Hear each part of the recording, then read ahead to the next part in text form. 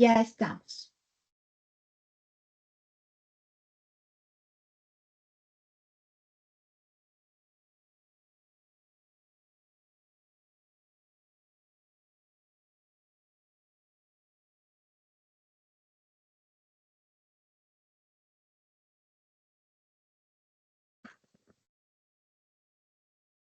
Buenos días o buenas tardes a todos, según donde se encuentren en la región. Qué gusto que nos estén acompañando nuevamente en este webinar, que es el último del año, lamentablemente, pero les vamos a dar un descansito hasta el año que viene, de esta serie de webinar de capacitación para el impacto del desarrollo que inauguramos este año con motivo de celebrar los 30 años del INDES.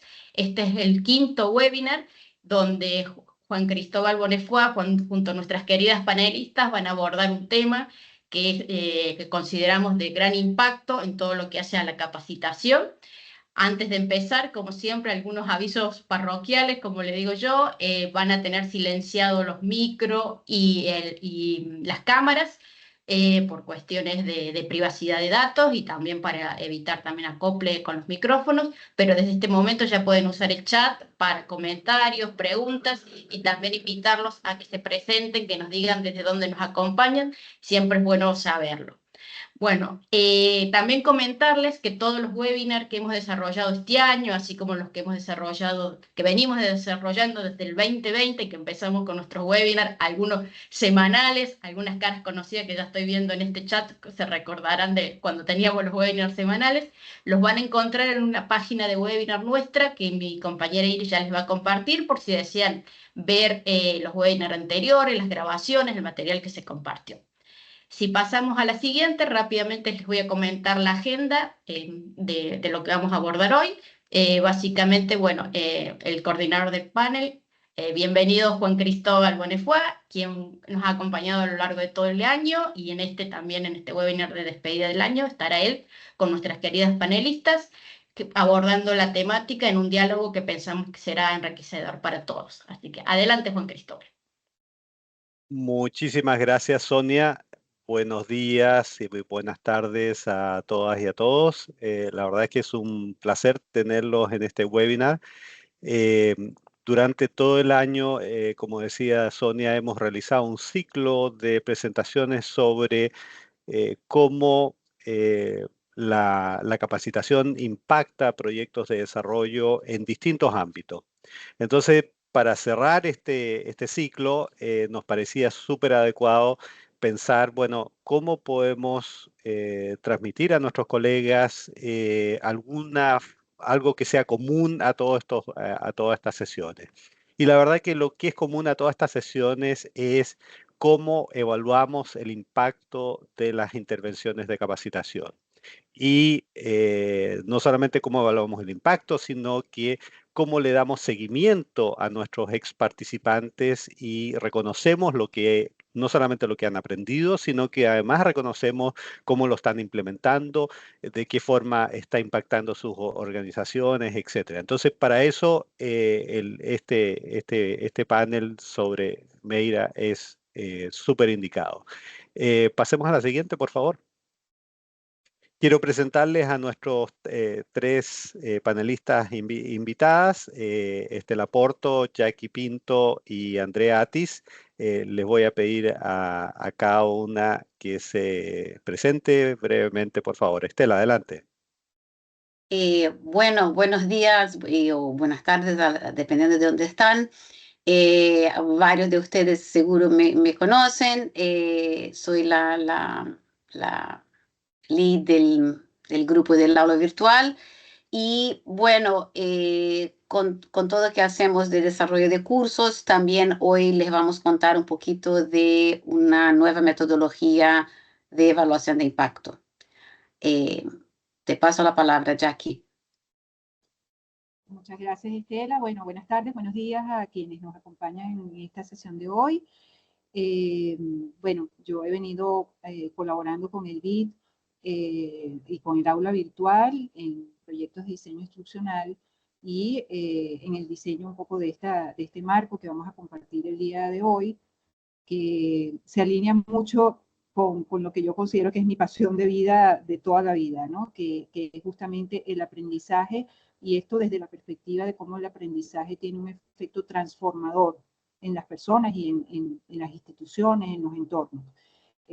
Así que, bueno, creo que este modelo de alguna manera nos permite acercarnos un poco más a ver cómo ocurre esa transformación, y es lo que queremos compartir el día de hoy con ustedes.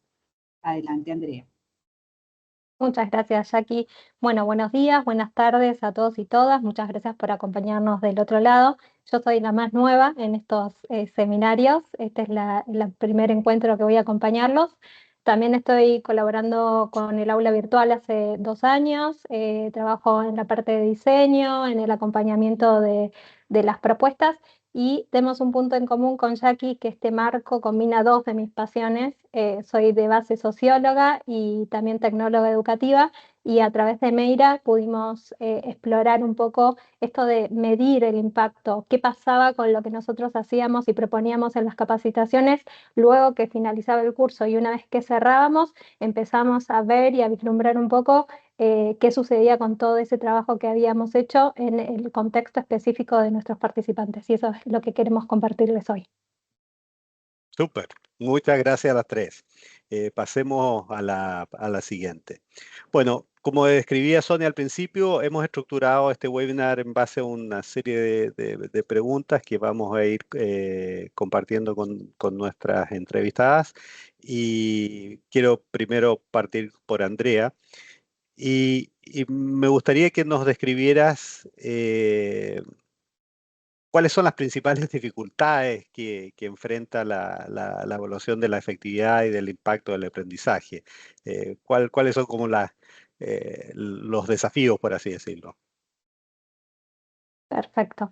Bueno, dentro del aula virtual, y seguramente esto es algo común para muchas de las personas que también nos están acompañando hoy, nuestros destinatarios de los cursos vienen de distintos contextos, países, en muchos casos tienen profesiones distintas. Eso genera, a diferencia de quizás otras instituciones que hacen capacitación interna y tienen un contexto mucho más controlado, una dificultad en la recolección de datos, especialmente en el nivel de compromiso de las respuestas que podemos conseguir de estos participantes. Eso nos lleva al siguiente desafío, que es generar mecanismos distintos de incentivo y motivación para la participación de estos participantes, que a veces pueden llegar a ser como muy complejos y que requieren también un seguimiento individualizado, que si los volúmenes de la capacitación son elevados, nos implican distintas actividades y ejecuciones que también pueden llegar a ser difíciles. Y por último, el punto de atribución, que creemos que es común a distintas metodologías de evaluación, que es cómo podemos garantizar o asegurar, y esa relación de lo que ofrecimos dentro del curso con los resultados que vemos en el contexto profesional y personal de los participantes cuando no tenemos este ambiente controlado del que hablaba en un principio. Estas eran las primeras cosas que veíamos como difíciles cuando empezamos a pensar en Meira. Andrea, aprovecho tu background como socióloga. ¿Tú le podrías explicar a los colegas cuando hablamos de este tema de atribución, la diferencia, por ejemplo, entre correlación y causación? O sea, que nos quede claro que a veces podemos saber que hay eventos que están correlacionados, pero no que A causa B. ¿Podrías Claro, desarrollar un perfecto. poquito eso? Bien, cuando tenemos un evento que tiene una causa y un efecto definido, quiere decir que cuando dimos un insumo A, sucede B y está íntimamente relacionado y únicamente relacionado con ese estímulo. Lo que nos pasaba en este tipo de cursos era que si bien nosotros damos un contenido y una capacitación, había múltiples otras circunstancias que también pueden influenciar en ese resultado. Y ahí hablamos más de correlación. Podemos establecer que hay un cierto grado de influencia con lo que hicimos, con lo que sucedió, pero no sabemos si el resultado final podemos atribuirnos, decirnos, bueno, esto se logró efectivamente con lo que propusimos en el curso. Súper, muy claro, muchas gracias. Pasemos a la siguiente, por favor. Estela, cuéntanos en qué consiste el marco Meira y cuáles son los aportes que hace este marco para superar las dificultades que estaba recién mencionando Andrea. Perfecto. Bueno, entonces, Meira surge exactamente como una necesidad de responder a este contexto que mencionó Andrea. Y creo que podemos incluso ya avanzar para el marco. Exacto. Entonces, lo que decidimos hacer es partir de metodologías que ya conocíamos y que incluso ya usábamos antes. Hay una metodología muy conocida, muy usada en ambientes corporativos, que es de Kirkpatrick, que hace medidas en diferentes niveles. Y Meira tiene un poquito de Kirkpatrick, pero avanza en algunas cosas que hacemos después del curso terminado.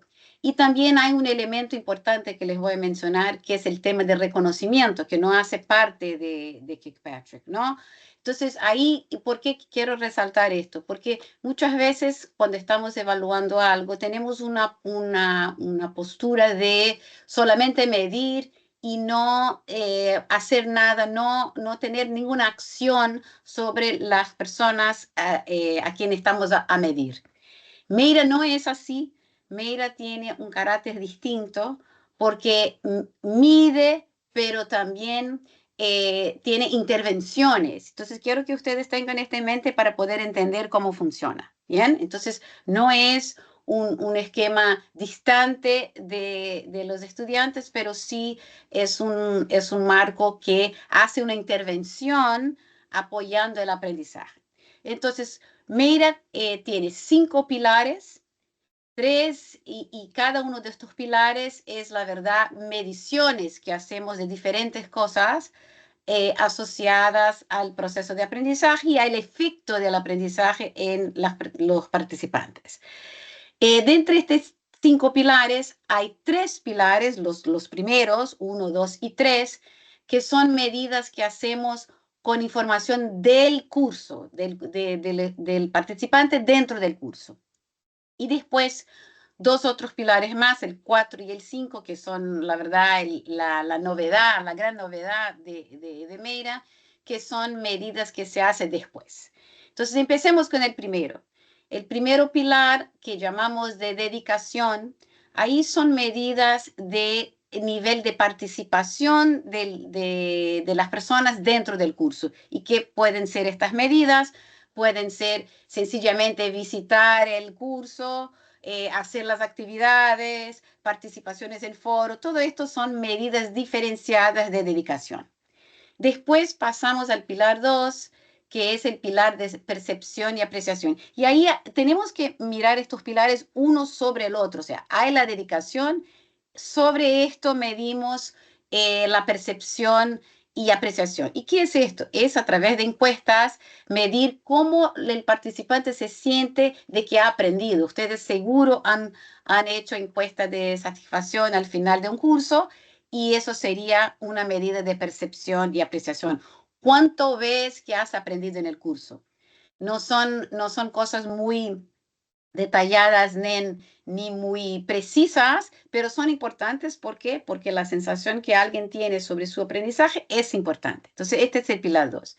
Después, finalmente, pasamos al pilar 3, que es el pilar de cognición y adquisición de conocimiento, y ahí estamos ya asumiendo que la persona terminó el curso, y ahí usamos todas las medidas de aprendizaje que se usa, de evaluación de aprendizaje dentro del curso, para medir esta cognición y adquisición de conocimiento. Pueden ser múltiple opción, puede ser un pre-test y un post-test, pero pueden ser cualquier de estas medidas asociadas a realmente medir que se han alcanzado los objetivos del curso, ¿no? Recordar que todo esto está muy alineado al diseño instruccional del curso. Bueno, y ahí partimos para los 2 otros pilares que había mencionado, que son posteriores al curso.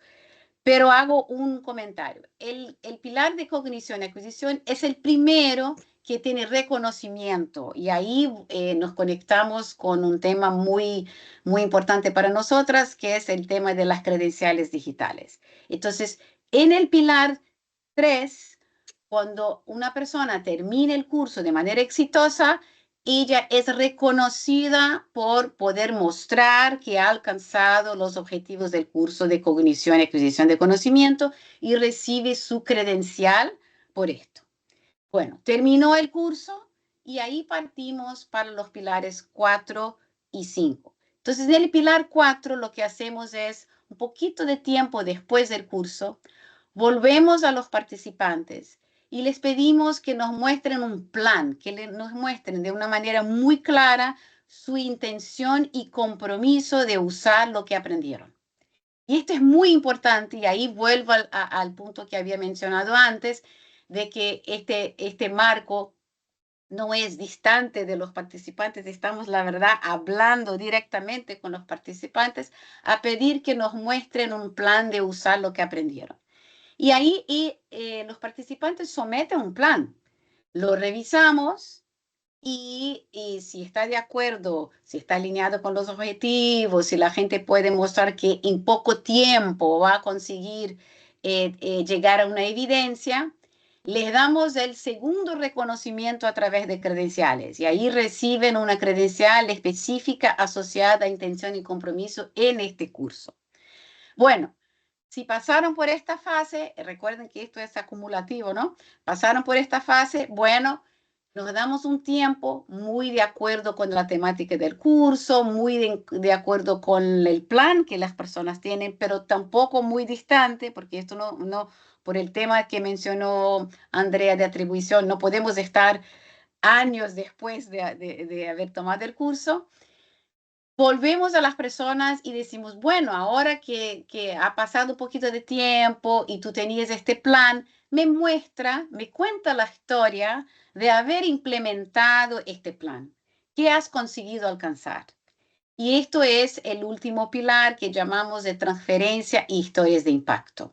Entonces ahí las personas de nuevo someten sus evidencias de haber hecho alguna parte de su plan, a veces no exactamente lo que estaba en el plan, ¿no? Porque la realidad es un poco distinta, pero muestran sus evidencias. Nosotros revisamos y ahí de nuevo con credenciales digitales reconocemos estas historias.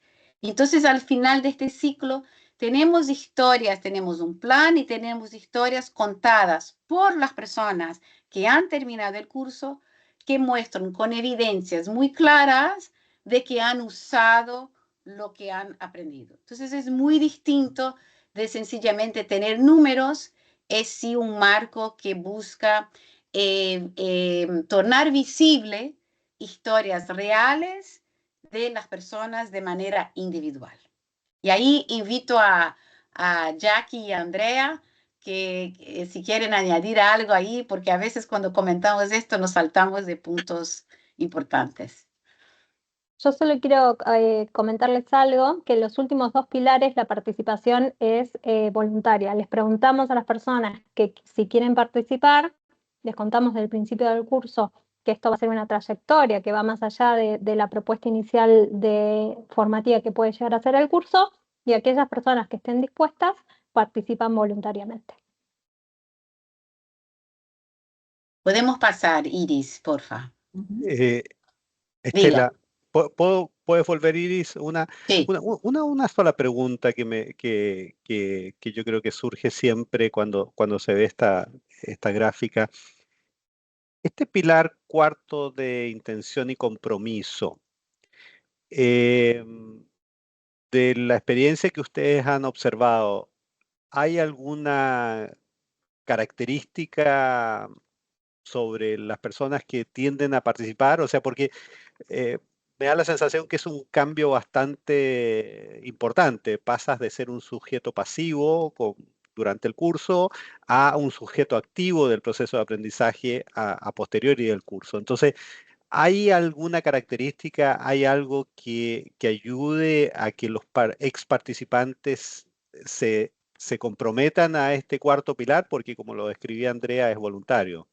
Sí, incluso vamos a mencionar esto después con detalle, pero yo empiezo aquí a decir que una de las cosas importantes y es este alineamiento con el curso. Como tú dices, puede ser que las actividades del curso sean muy pasivas ¿no? Y que ahí estamos a pedir algo que es muy distinto de lo que han hecho en el curso. Entonces, mucho de lo que hacemos cuando implementamos Made en un curso, es mirar el curso, a veces incluso intentar aprovechar de actividades que tiene el curso para ya dejar el participante un poco preparado. Incluso ahí también vamos a mencionar la comunicación, esto va a ser otro tema que vamos a hablar, que muchas veces esto se torna, la verdad, una otra jornada de aprendizaje distinta de solo el curso, y contamos esto a los participantes. Hemos visto que mencionar al inicio, luego al inicio del curso, que sí hay el curso, pero que después tiene una oportunidad de aplicar y que estamos buscando contar las historias prácticas de uso de lo que aprendieron. O esto ayuda mucho a que el participante, al hacer el curso, ya tiene en su cabeza la idea de que, bueno, sabes, va a haber una oportunidad de contar una historia. Esto ha sido clave, pero obviamente hay un otro tema que es el contexto que está la persona. Tú luego en tu inicio de preguntas si hay participantes. Obvio que hay participantes que nos dicen, no quiero participar. ¿Por qué? Porque están en un rol que no tiene nada que ver o que fueron obligados a tomar este curso, ¿entiendes? Entonces no habría sentido de intentar forzar ahí una situación que no casa con la realidad de cada uno. No sé si Andrea y Jackie quieren comentar algo más. Adelante, Jackie.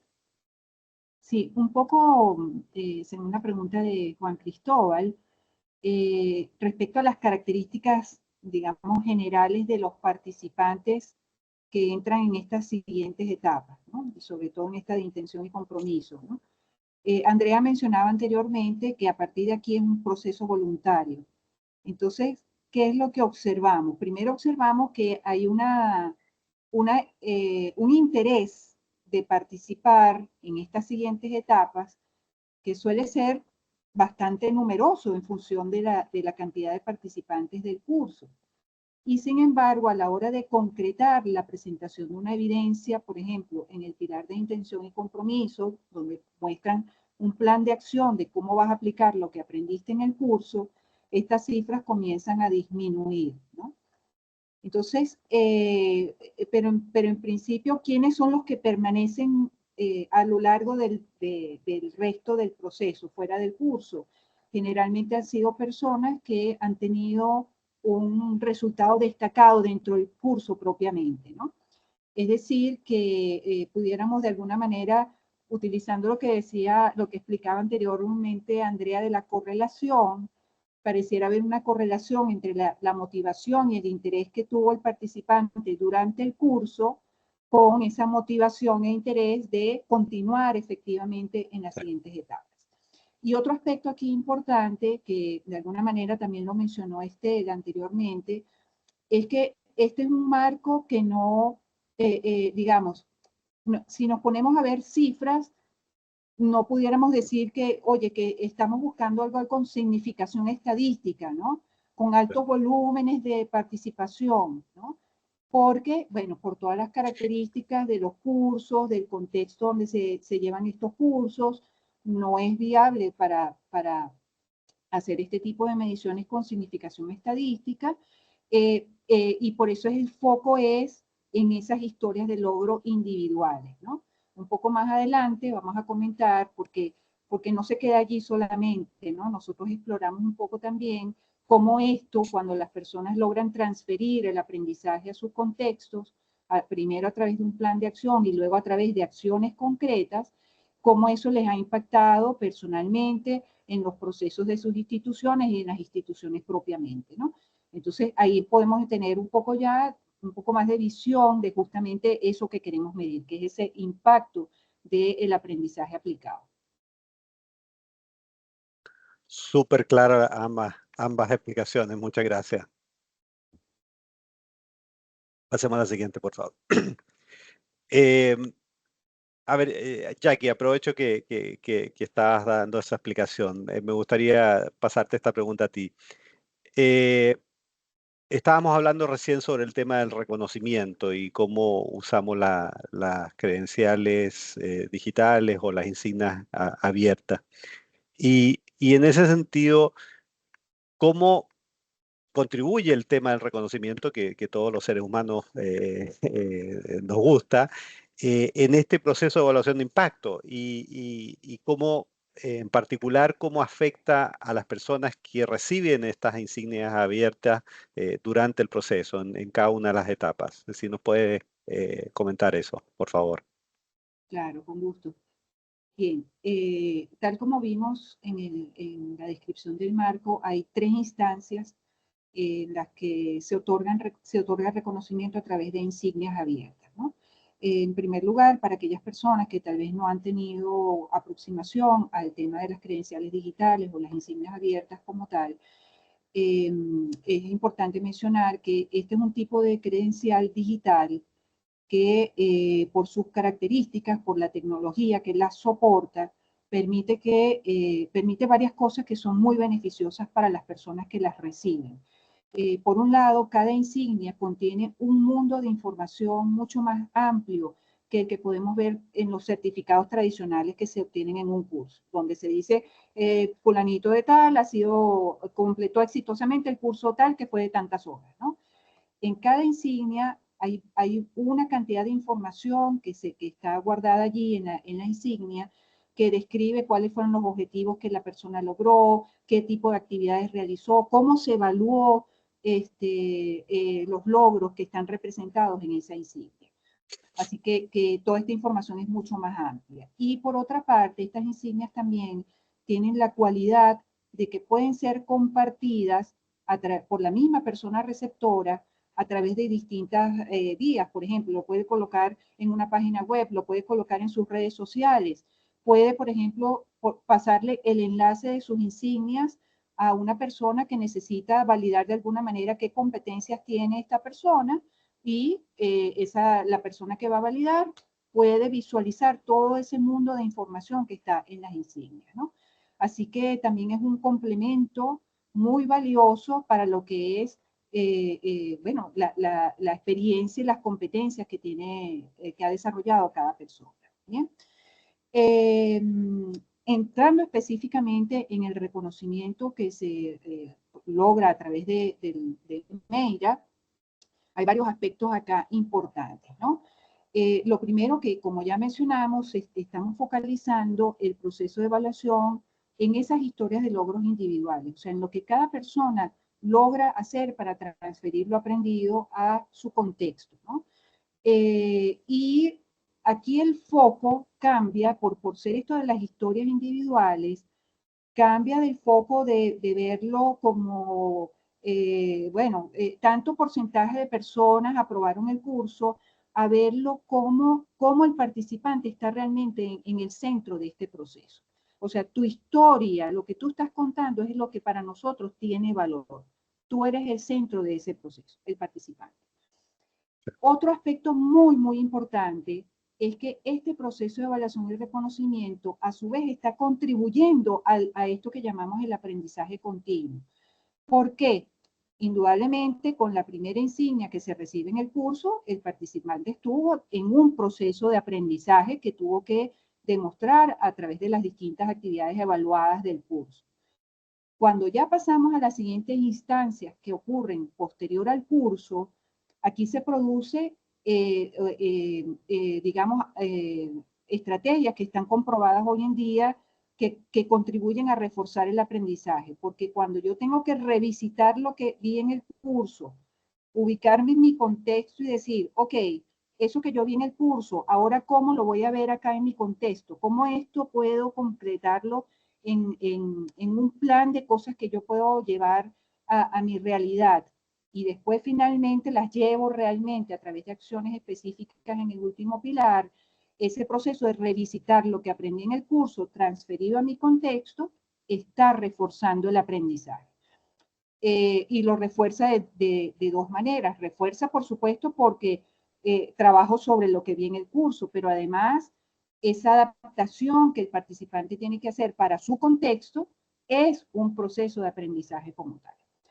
Y bueno, eso es una característica, digamos que es única en este proceso que no vemos, por ejemplo, en otros marcos de evaluación o en otros modelos de evaluación. Por supuesto, sí. No, dale, dale. Por supuesto, esto también implica que aquí estamos viendo un desarrollo de estas competencias que son progresivas, ¿no? Normalmente cuando las participantes terminan el curso, probablemente, bueno, tienen una idea porque hicieron una serie de casos que son controlados, ¿verdad? Pero ya el hecho de confrontarlo con mi realidad, tengo que de alguna manera desarrollar otras competencias para poder adaptar eso que aprendí a mi contexto. Entonces, ahí hay un desarrollo progresivo de esas competencias. Lo otro, pues lo que ya mencioné, de la importancia de que estas credenciales o estas insignias permiten que las personas hagan visibles y compartan estos logros. Y por último, también toda esta información que nosotros vamos recopilando a través de toda esta trayectoria, a nosotros nos da insumos valiosísimos para retroalimentar el diseño del curso, mejorar propiamente el diseño y muchas veces incluso identificar áreas o necesidades que pudieran ser atendidas posteriormente a través de otras actividades de capacitación en las cuales haya necesidades en la región, pues a través de la información que vamos recabando con todas estas instancias de la evolución. Perfecto, Jackie. Solo comentarle a los colegas que se han unido recientemente al webinar, estamos haciendo un ciclo de preguntas con los 3 panelistas e invitadas, y después de esta nos quedan 2 preguntas más y después vamos a abrir el espacio para preguntas. Veo que ya en el chat han empezado a llegar varias, así que espérenos unos minutos y vamos a ir respondiendo esas preguntas. Jackie, solo una reflexión de lo que tú estabas señalando recién. Me parece súper interesante lo que describes porque esa tercera insignia que aparece ahí a la derecha es como pasar de la reflexión del saber a la reflexión del hacer. Y siempre esa conexión entre lo que yo hago y lo que yo sé, siempre suena como que están en 2 hemisferios separados, pero en la verdad que están súper integrados y es súper interesante cómo al mezclar las 2 cosas y al reconocer que estás haciendo eso que para lo cual has aprendido, eso tiene un salto cuántico súper importante. Me parece súper interesante. Adelante, vamos a la siguiente pregunta, por favor. Si me permiten, disculpen un Sí, segundo. sí. Que recientemente han salido estudios que hablan de este tema de la motivación, ¿no? Y entonces muchas veces hemos visto que se dice, bueno, que para que el participante realmente se comprometa en el curso y sea exitoso en el curso, tiene que estar motivado, ¿no? Y los estudios más recientes demuestran que lo que realmente motiva a las personas es sentirse capaces de aplicar lo que han aprendido, ¿sí? Así que de alguna manera, pues también esto contribuye a incrementar esa motivación. Cuando ya las personas reciben un reconocimiento y dicen, cónchale, me están haciendo ver que lo que yo hice, como lo apliqué, lo pude hacer y tuvo un resultado, las personas se siguen motivando más a continuar aprendiendo y a desarrollándose. Sin duda, súper interesante. Bueno, les queríamos contar, estuvimos charlando un poco sobre el marco, conceptualmente cómo se estructura, cuáles son los pasos, pero también lo aplicamos durante todo este año, aprendimos muchísimo. Había aparecido en el chat una pregunta de si Meira podría aplicarse a cursos presenciales, que Estela respondió que no hay nada que no podríamos usarlo, porque una de las características que tiene Meira es que es un marco muy flexible en el que fuimos diseñando para cada tipo de propuesta las intervenciones, el tiempo de intervención, los dispositivos que utilizamos. Queríamos compartirles que, por ejemplo, aplicamos a lo largo del 2024 en cursos de análisis de impacto regulatorio, inteligencia artificial generativa, accesibilidad digital, gestión de residuos sólidos urbanos, análisis criminal, gestión del riesgo ambientales y sociales, regulación e innovación de tecnología y alfabetización digital. Todos cursos muy distintos, algunos con una población pequeña, otros cursos masivos, cursos con asistencia o tutorizados y facilitados, otros cursos con, que son más autogestivos. Sí, Estela. Solo mencionar, porque tenemos una audiencia muy grande de gente en universidades, y siempre vale la pena mencionar, obviamente, que esto surge de un espacio de aprendizaje donde estamos hablando de personas que están capacitándose, que son profesionales, ¿no? Obvio, yo no diría que esto va a ser algo que tú vas a usar para medir el impacto de haber aprendido cálculo 1, ¿sabes? O sea, no, ¿sabes? Matemática 101. Esto realmente es mucho más usado. O sea, pensando en las personas en universidades, podrían funcionar, por ejemplo, no necesariamente para un curso, o sea, se podría tomar este marco y adaptarlo a algo un poco más grande, por ejemplo, como a una microcredencial. Esto podría funcionar muy bien, por ejemplo, para las microcredenciales que se están pensando en universidades donde hay un conjunto de cursos, donde hay objetivos específicos. Cuanto más específicos son los objetivos del curso, de alcanzar algo en la práctica, obviamente este marco se aplica mejor, ¿no?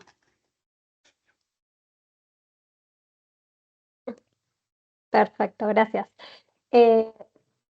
¿A qué tipo de instituciones llegamos y a dónde trabajan estas personas que nos acompañaron en la aplicación de Meire y nos contaron estas historias de transformación tanto a nivel personal como de los procesos de trabajo en muchos casos o en las organizaciones que comentaba Jackie?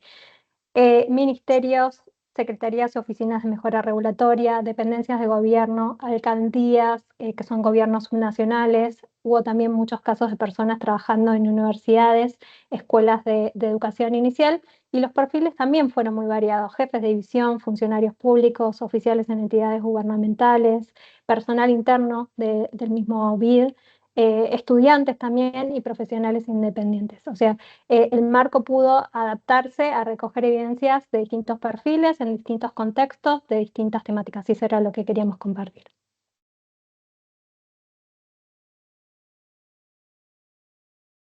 Sí, ahora comentarles un poco sobre qué nos han mostrado estas historias de impacto que hemos ido recolectando con Meire. Esto es una síntesis de una gran variedad de historias que hemos recibido, ¿verdad?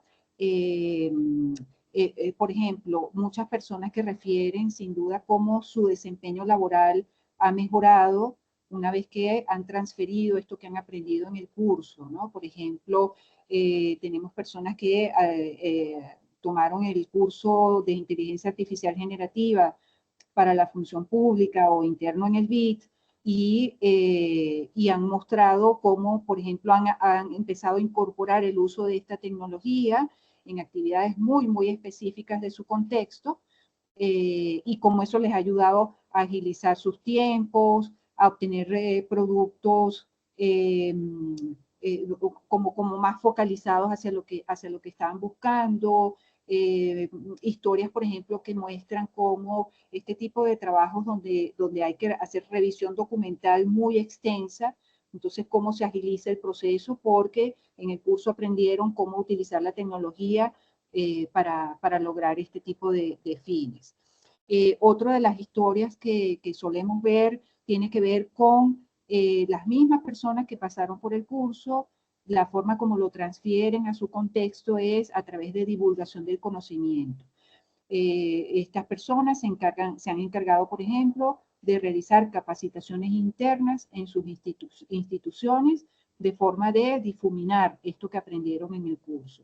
Y esto va más allá de solamente decir, bueno, se realizaron algunos cursos internos donde tantas personas de la organización que no estuvieron propiamente en el curso fueron capacitadas.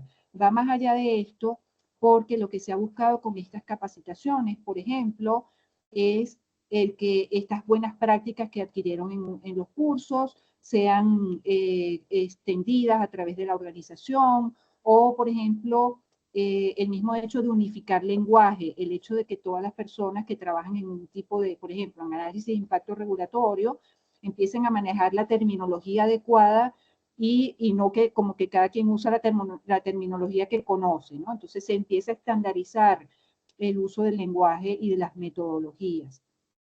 Esto sin duda también trasciende a la mejora de los procesos institucionales.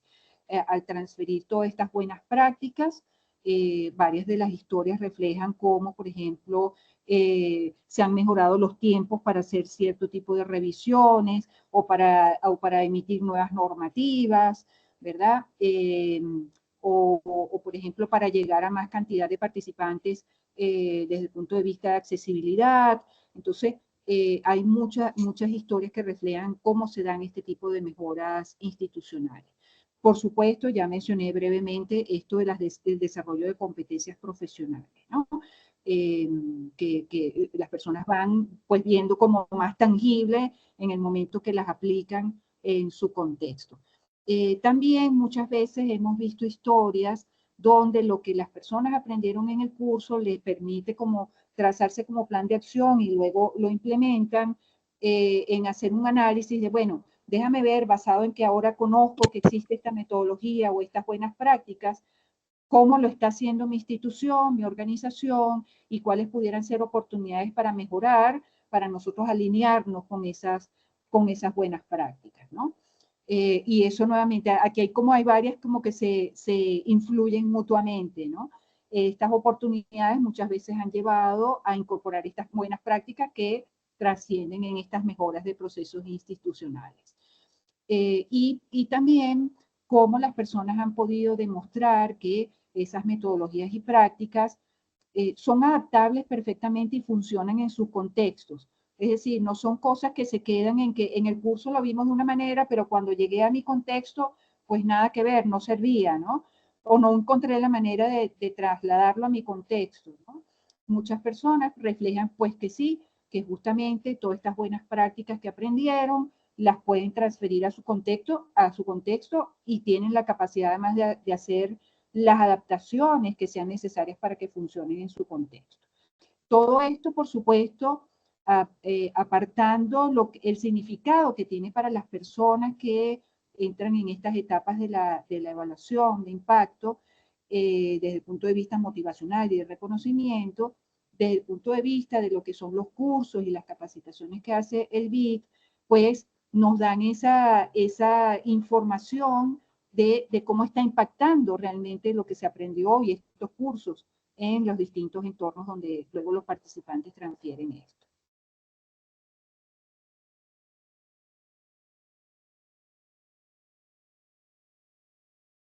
No te escuchamos. Disculpen, que estaba tosiendo y me puse en mute y se me olvidó. Muchas gracias, Jackie. Muy interesante estas historias de impacto que se han recolectado. Pasemos a la siguiente, por favor. Durante la conversación nos han ido contando algunas de las lecciones aprendidas de esta experiencia. Estela, te pediría como si nos puedes como mostrar en forma consolidada cuáles serían las principales lecciones aprendidas y qué recomendaciones tienes para los colegas que están en el webinar en sus respectivas instituciones. Bueno, algunas cosas ya mencionamos, ¿no? O sea, y quizás ni está escrita aquí la que es, o sea, si es un caso de uso, digamos, ¿no? Del marco. Yo creo que el marco es bastante flexible, pero como mencioné antes, no vas a usar esto para algo que no tiene ninguna aplicación práctica y hay cursos así, ¿no? Hay capacitaciones que no tienen esto. Pero ahí y aquí nuestras lecciones aprendidas, quiero mencionar que obviamente son muy de nuestro contexto. Entonces, por ejemplo, nosotros dentro del banco tenemos clientes, ¿no? Servimos, nuestros cursos no son hechos por el INDES que despertamos de la mañana y decidimos que vamos a enseñar sobre el cambio climático, pero viene desde los diferentes sectores del banco y de los intereses en temáticas que son de interés del banco. Y esta conexión de tener un cliente, estoy seguro que tenemos aquí en nuestra audiencia personas también que trabajan como a veces diseñadores instruccionales y con clientes. Hay que tener esta participación del cliente. ¿Por qué? Porque tener las personas que son las expertas en la temática va a ser muy importante porque van a colaborar en decir exactamente qué es que va a ser transformado para esta persona en su espacio de trabajo. Una cosa es estar en un espacio de estudiar y otro es estar en la realidad de una corporación, de una organización, donde tienes que tener tu día a día. Entonces, tener esta participación de este cliente o que sea el experto en la temática, que entiende el porqué del curso íntimamente, es muy importante, ¿no? Después, como habíamos mencionado antes, esta conexión con el diseño del curso es fundamental. Hemos visto que cursos que tienen actividades que ya como que transportan las personas a una realidad práctica son los cursos que más se adaptan. O a veces incluso cuando estamos implementando Meira, sugerimos añadir algunas actividades que ya van como preparando a la persona para pensar en un plan, para que en la hora que les invitamos realmente a hacer el plan, puedan volver a algunas actividades y extraer de estas actividades lo que necesitan para este plan y después para las dichas historias, ¿no? La comunicación oportuna es lo que mencioné antes, comunicar, comunicar, comunicar y empezamos temprano, empezamos ya en la guía del aprendizaje, ya avisamos a las personas que esta es una nueva jornada de aprendizaje, es como transformar el curso, no en un curso solamente, pero un curso que tiene este plus, ¿no? Que viene después. Y esta comunicación empieza al inicio y después volvemos. Por ejemplo, algunos cursos hacemos incluso, invitamos a las personas a reuniones donde hablamos así de manera oral de lo que es, porque todo esto tiene mucho de motivación. Asociado a motivación viene el apoyo durante todo el proceso. Luego que termine el curso, todo el proceso de Pilar 4 y Pilar 5 es muy individualizado. Cuanto más individualizado, mejor. A veces las personas no creen ni en sí mismas que pueden realmente hacer algo. Y ahí depende mucho de un diálogo de alguien que dice, no, no, no, esto que tú estás haciendo, esto es una evidencia. A veces la gente ni se da cuenta de que realmente algo que están haciendo, algo pequeño que ya están haciendo distinto, es una evidencia de estar usando lo que aprendieron, ¿no? Los tiempos, muy importante. Dependiendo de la temática, obvio, hay cosas que cuando pensamos en impacto de una manera muy grande, va a ser muy difícil que este impacto sea alcanzado de manera que es lo que la gente imagina como impacto. Hay que ahí hacer poner las personas en una manera de pensar que para llegar a este impacto grande hay cositas pequeñas que tienes que hacer, ¿no? Como semillasitas que tienes que hacer. Y estas semillas, estos pequeños pasos son impacto. Entonces, estos tiempos es cuando pedimos el plan y después cuando pedimos la historia.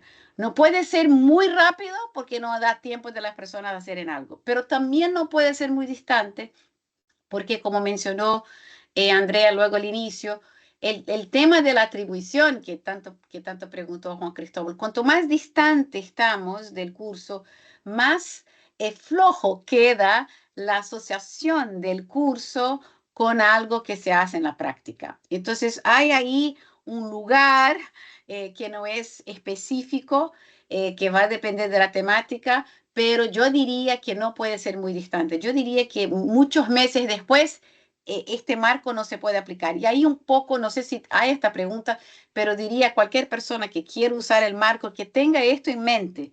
No se puede después de 2 años volver y decir, ahora vamos a medir si este curso tiene evidencias, porque está muy flojo esta asociación, ¿no? Y finalmente, hay ahí una necesidad de adaptarse al contexto, a la realidad del participante, ¿no?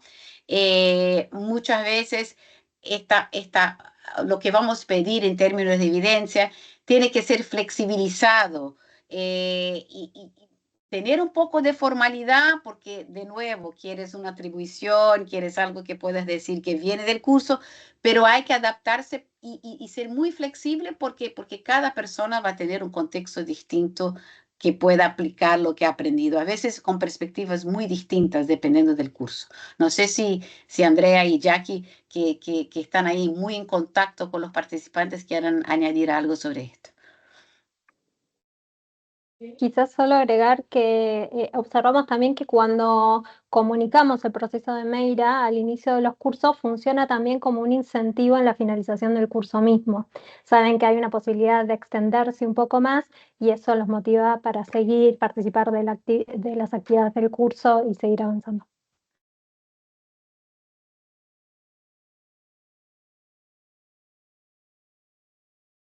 Siguiente, por favor. En el chat hemos ido poniendo los links de la nota técnica, donde ustedes pueden leer con mayor detalle cada uno de los pilares, cada una de las distintas dimensiones y cómo se ha ido aplicando esto. Ahí está tanto el link en inglés como en español. Y los invitamos a compartir con sus colegas, a compartir en sus redes, porque la verdad es que hemos producido esto para que sea un saber colectivo.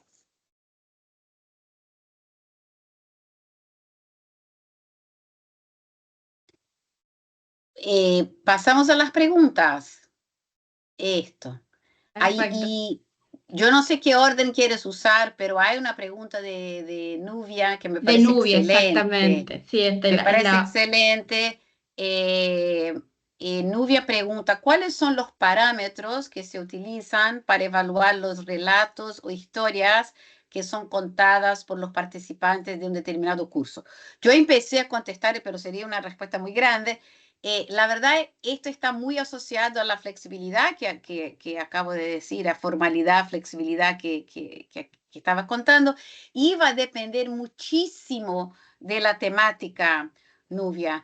Entonces, no sé, quizás Andrea y Jackie pueden comentar. Y ahí yo creo que lo que podemos hacer aquí en respuesta a Nubia y también para los demás es dar algunos ejemplos, porque ahí creo que queda más fácil entender los parámetros. ¿Qué les parece? Me parece buena idea. Primero hay que contar que cuando llegamos al pilar 5, como fuimos relatando a lo largo de toda la charla, la definición y el diseño de esos dos pilares que ocurren después del curso están íntimamente relacionados con los objetivos del curso y con el alcance que estaba planteado desde un inicio, están alineados. Entonces, ¿qué es lo que hacemos? Y después vamos con Jackie dando algunos ejemplos. Vemos de los objetivos del curso qué formas podrían tener de materializarse en la práctica cotidiana de los participantes según los perfiles que tengan los destinatarios de ese curso. Entonces yo voy a contar algunos y Jackie seguramente va a contar otros después. Tenemos un taller que es de accesibilidad digital en que enseñamos a distintos participantes a trabajar la accesibilidad de documentos de Word, de PowerPoint, también algunas infografías, PDF, etc. ¿Qué pedimos de la evidencia? Pedimos que nos entreguen documentos accesibles que hayan corregido después de realizar el curso y que nos cuenten el contexto en que fueron utilizados, en qué institución, cómo se vehicularon, a qué personas se los ofrecieron. Eso obviamente se hace una evaluación de ese documento que efectivamente sea accesible y una vez que entendemos todo el contexto en que ese documento se utilizó, se otorga la credencial.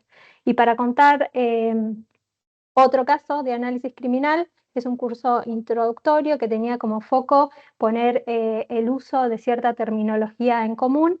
Lo que pedimos es que hay distintas evidencias, yo estoy contando alguna de cada curso, pero damos una batería de opciones para que puedan, distintos perfiles y distintos contextos puedan también ganar su credencial y contarnos qué hicieron con ese curso. En análisis criminal pedimos que hagan un relato de algunos de los casos que hayan trabajado en el último tiempo, en el que se ponga en funcionamiento toda la terminología que vieron en el curso, con un análisis de el impacto que tuvo esa utilización nueva dentro de un caso real y concreto de la policía de su municipio. En los dos casos, la revisión de esas evidencias las hacen personas con formación y entendimiento en esas temáticas específicas que saben darse cuenta si está bien utilizado esos conceptos, se pusieron en juego en el momento y en el contexto indicado, y luego de eso brindamos la credencial. ¿Quieres contar algún caso, Jackie? Sí, y me gustaría agregar también que cuando hacemos este diseño de cuáles son las evidencias que vamos a solicitar para estos pilares 4 y 5, de intención y compromiso y transferencia de historias de impacto, trabajamos también de la mano de los expertos en la materia dentro del BIT, que son los que también pues, muchas veces tienen como mayor aproximación a cómo pudieran reflejar los participantes o transferir los participantes esto que aprenden en el curso. Y les damos, en cada caso les damos siempre una guía también, ¿no? Una guía con ejemplos de tipos de evidencias que pudieran presentar, que están, por supuesto, alineadas, como decía Andrea, con los objetivos del curso, pero también, de alguna manera, pues, analizadas conjuntamente con el cliente, de que eso realmente se puede alcanzar o los participantes pueden lograr eso en sus contextos. Otro tipo de evidencias, por ejemplo, pues, volviendo al curso que mencioné antes de inteligencia artificial generativa, este es un ejemplo de un curso donde lo que se aprende dentro de este es muy rápidamente transferible al contexto. Aquí, por ejemplo, los tiempos que mencionaba Estela anteriormente son bastante cercanos al curso justamente por eso, porque es muy rápidamente transferible lo que se aprende en el curso. Entonces, por ejemplo, hemos visto evidencias de participantes que van a hacer, por ejemplo, análisis documental, ¿no? Personas que tienen que hacer revisión de muchas leyes o generar un dictamen de un caso X, y para eso tienen que analizar distintos tipos de leyes. Entonces, presentan como evidencia cómo van a hacer esa interacción y cómo la hicieron efectivamente toda esa interacción con la inteligencia artificial generativa para llegar a obtener ese dictamen. Otro ejemplo también es, por ejemplo, personas que su evidencia es diseñar con apoyo de la inteligencia artificial generativa unos mecanismos de comunicación con la ciudadanía que sean mucho más efectivos y que consideren, por ejemplo, el tipo de solicitudes que maneja esa área de la institución, el tipo de clientes o usuarios de esas funciones o de esos servicios que prestan esa área de la institución, ¿no? Entonces, claro, cuando nosotros solicitamos las evidencias, les pedimos una serie de información. No es solamente que digan, mira, yo lo que hice fue diseñar un mecanismo de comunicación más eficiente con los ciudadanos, ¿no? También le preguntamos, por ejemplo, bueno, ¿qué criterios usas para medir que esa actividad o esa acción que realizaste realmente tiene un impacto o tiene un resultado en tu contexto, ¿no? Por ejemplo, ¿cuántas personas estás llegando con esa solución? ¿Cuál es el tiempo de respuesta? ¿No? O sea, ¿cuáles son los criterios que utilizan de alguna manera para ellos mismos medir que esas evidencias están teniendo un impacto o un resultado en su contexto?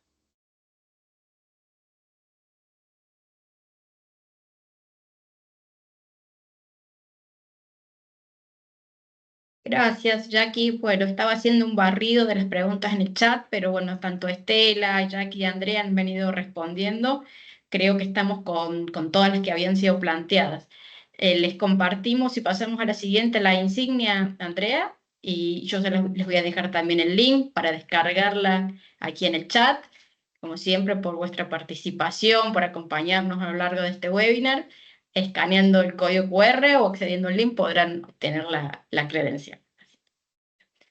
Les voy a compartir nuevamente, si me colaboras Iris, el enlace a la página de webinar, donde luego van a encontrar la grabación y este material, como les comentaba en el chat, para poder acceder.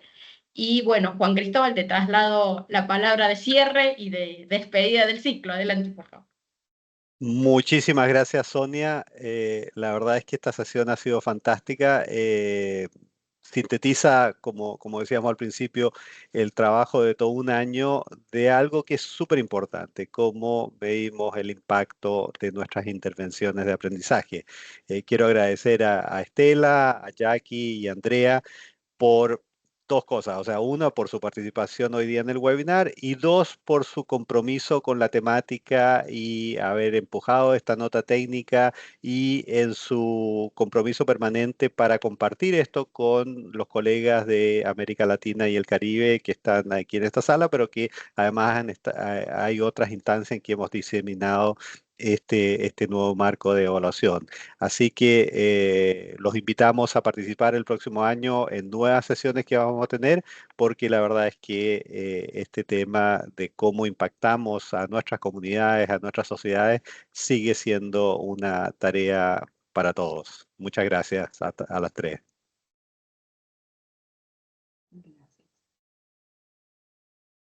Bueno, muchísimas gracias y de mi parte un saludo y les invito muchísimo vi muchas preguntas sobre implementación, les invito a leer la nota y si desean implementar y necesitan de información nuestra, estamos a disposición. Sería la verdad una maravilla saber que esto fue usado fuera del BID. La verdad, no hay nada sobre Meira que sea restricto al contexto del BID. Así que nos encantaría, yo estoy segura que Andrea y Jackie dirían lo mismo, que otras personas utilicen esto y que nos reporten nuevas lecciones aprendidas, porque esto aquí es un proceso continuo de aprender a usar y mejorar el marco. Perfecto.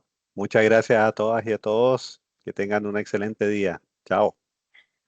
Adiós. Buenas tardes. Buenas tardes. Buenas tardes. Feliz Navidad y feliz nuevo año para todos. Sí, excelente. Adiós. Un abrazo. Chao. Un abrazo.